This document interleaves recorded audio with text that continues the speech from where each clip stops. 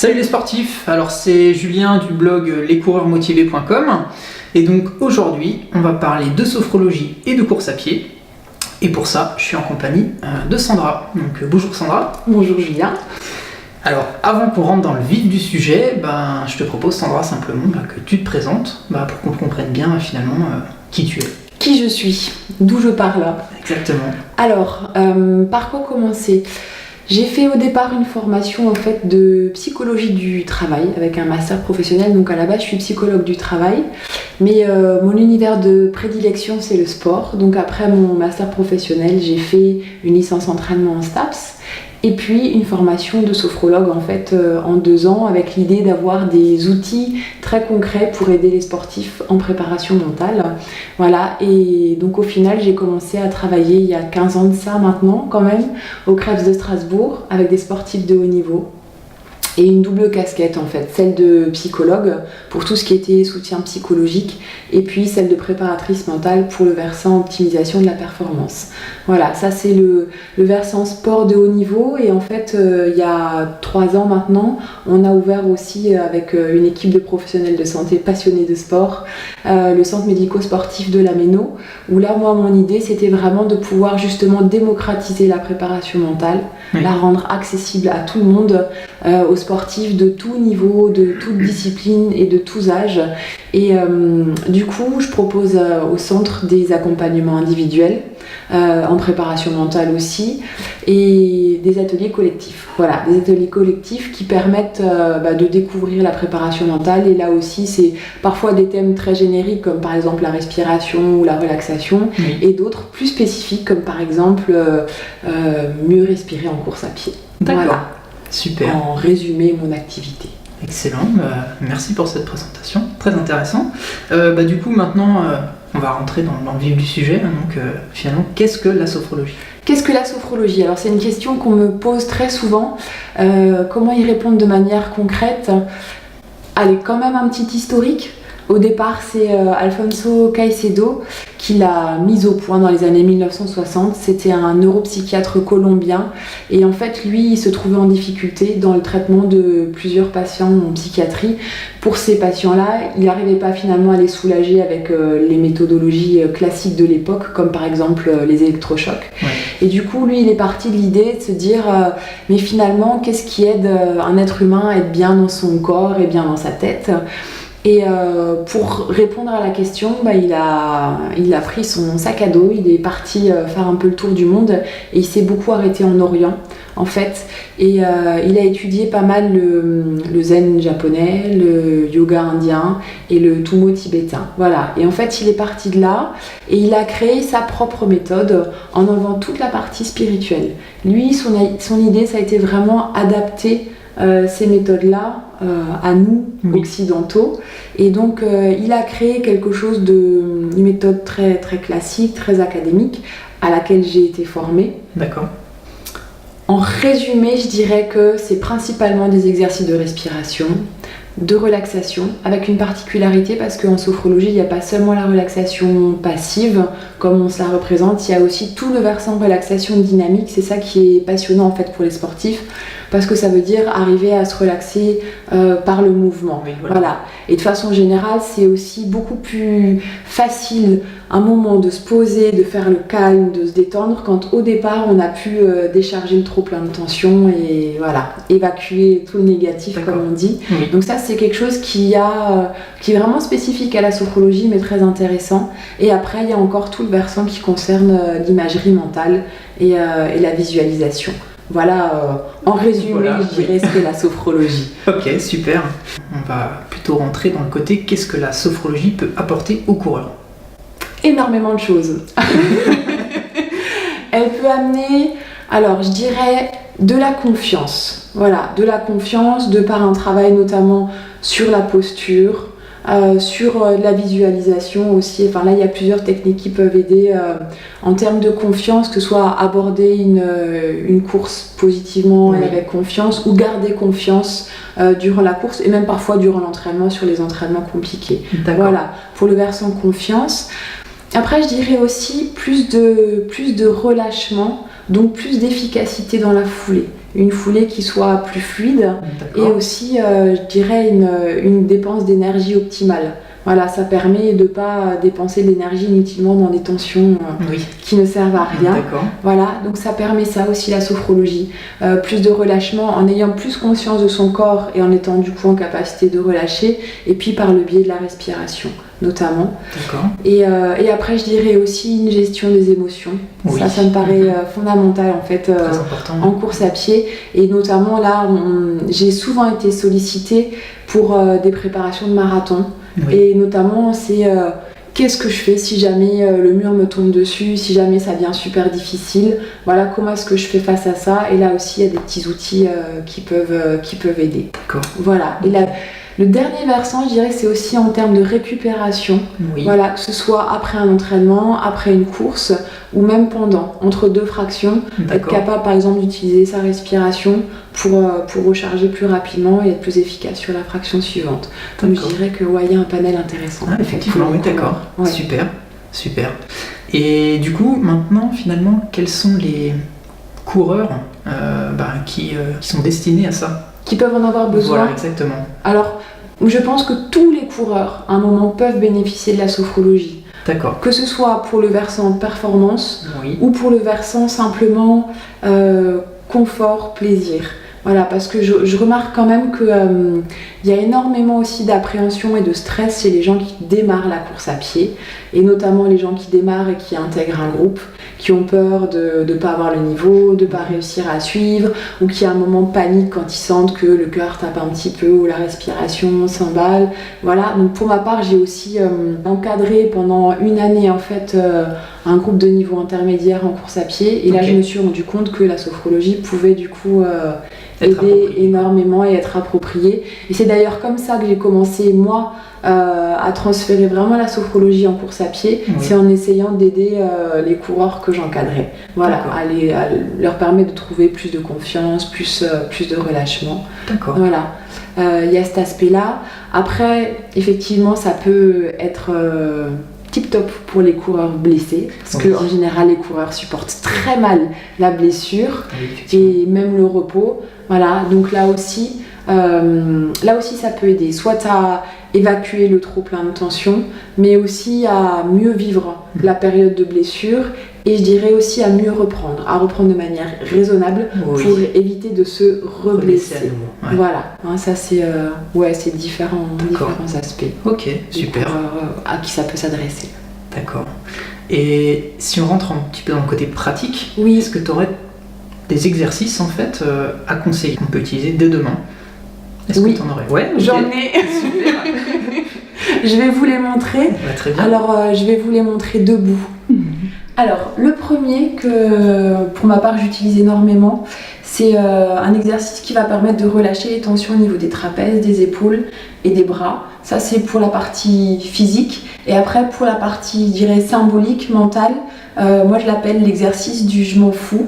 Voilà, donc ça peut être une manière de se libérer de la pression, quelle qu'elle soit. Donc, de manière très simple, en fait, je vais inspirer, monter les épaules. Là, je fais une pause poumon plein. Voilà.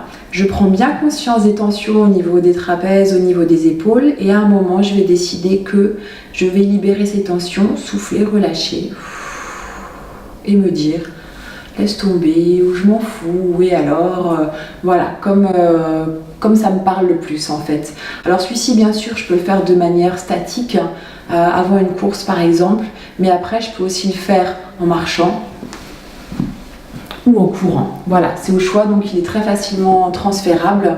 C'est le premier. Le deuxième que j'aime beaucoup aussi, c'est tout simplement, j'inspire, je monte les bras vers le plafond, je me grandis. Voilà, l'idée c'est je me sens grande, je me sens en confiance, et là, à l'intérieur de moi, en fait, je peux me dire ma petite phrase de confiance ou un mot qui me booste, et puis sourire, ou au moins sourire à l'intérieur, et ensuite souffler, relâcher tout doucement, revenir dans la position de départ. Ça aussi, ça peut être fait avant un entraînement, avant une course, Et là aussi, même moi, personnellement, il m'arrive de le faire entre 2 fractions, quand vraiment c'est difficile et que j'ai la petite voix qui me dit « Oh, je vais pas y arriver sur la suivante », c'est juste se remettre dans cette dynamique de confiance. Et puis là, quand je reviens, essayer vraiment de garder cette posture, justement, que moi j'appelle l'attitude de confiance. Ça, c'est tout simple, c'est utilisable partout, tout le temps.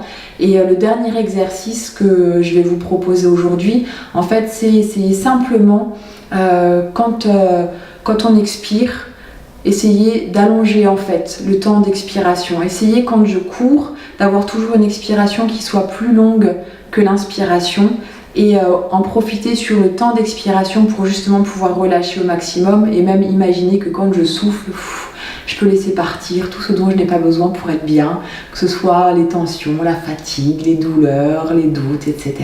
Voilà pour les 3 exercices du jour. Alors maintenant qu'on a vu les 3 exercices pratiques, oui. Du coup maintenant, ce qui serait intéressant, c'est que tu nous dises, toi personnellement Sandra, qu'est-ce que t'as apporté ou t'apporte encore aujourd'hui la sophrologie? Alors c'est une vaste question, je pense que je vais pas tout développer, mais, mais qu'est-ce que ça m'apporte principalement? Le fait d'aborder les courses beaucoup plus sereinement, parce que à la base, je dirais que de nature, je suis extrêmement stressée, notamment dans le contexte de la compétition. Je pense que c'est pour ça que j'ai eu envie de faire mon métier. Et du coup, aujourd'hui, effectivement, grâce à la sophrologie, je les aborde de manière beaucoup plus sereine, beaucoup plus confiante, et j'ai beaucoup plus de plaisir, voilà, justement, en compétition, en course et même à l'entraînement, finalement, avec justement ce côté attitude de confiance et pour ma part, sourire. Voilà, le fait de sourire après qui me correspond déjà naturellement, mais je l'utilise notamment vraiment dans les moments difficiles. Voilà. Après, je dirais que ça m'aide énormément aussi, notamment dans les entraînements difficiles, à débrancher mon cerveau. Voilà, débrancher mon cerveau en me focalisant vraiment sur, pour ma part, c'est sur les sensations physiques. Oui. L'appui des pieds sur le sol, la respiration, la position du bassin. Voilà, après ça, c'est mes repères auxquels je me connecte et qui me permettent du coup de ne pas penser ou de ne pas me laisser emmener et d'aller de l'avant dans l'exercice. Dans mes pensées. Et après, un petit exemple concret aussi, c'était pour la préparation du marathon de Munich que j'ai couru en octobre 2017. Oui. Voilà, là j'avais vraiment utilisé la visualisation. En fait, sur chaque entraînement, je me disais, notamment quand c'était difficile, comme au marathon, quoi. Voilà, c'est comme si j'étais au marathon et j'essayais de mettre en place tous mes repères pour vraiment automatiser les choses en me disant, voilà, la fin, si c'est compliqué, au moins je pourrais me reposer là-dedans. Oui. Et heureusement, parce qu'à partir du 39e kilomètre, c'est devenu vraiment, vraiment difficile. Et à un moment, après la course, je me suis dit, mais comment ça a été possible de repartir et d'emmener la course au bout? Tellement j'étais dans la difficulté, tellement j'avais mal. Et en fait, là, je me suis dit après, je crois que c'était vraiment le fait d'avoir visualisé avant et que dans ma tête, c'était clair que de toute façon, j'irai au bout, quoi qu'il arrive. Parce que c'est comme si tu l'avais déjà fait, quoi. C'est comme, voilà. Et c'est-à-dire qu'à un moment, quand on est dans la douleur, quand la lucidité, elle est plus là, au moins, je peux compter sur ce que j'ai automatisé en visualisant. Ok. Voilà. Super. Et est-ce que tu aurais une autre anecdote à raconter en lien avec la sophrologie? Alors, soit qui t'est arrivé personnellement, soit quelqu'un d'autre que tu aurais accompagné? Ouais, alors je vais en raconter 2. Okay. Il y en a une que tu connais mais que j'aime vraiment beaucoup, donc je vais en reparler parce que elle témoigne de ma pratique personnelle de la sophrologie. Parce que je disais tout à l'heure que Caicedo avait mis au point une méthode très académique. Et au départ, j'ai voulu faire les choses bien, en fait, respecter tout ça. Et donc, c'était une des premières consultations en préparation mentale au Krebs avec un judoka qui avait 15-16 ans à l'époque, qui lui était très stressé en compétition. Et donc, je lui propose une séance de sophrologie classique en position assise avec une visualisation sur la compétition, parfait, tout ça. Il rouvre les yeux, je lui demande comment il se sent, très bien, détendu, etc. Donc je me dis super. Et puis là-dessus, il me regarde et il me dit bon mais Sandra, maintenant concrètement, quand je monte sur le tapis, je fais quoi? Voilà. Donc je dis bon, ok, on va revoir les choses.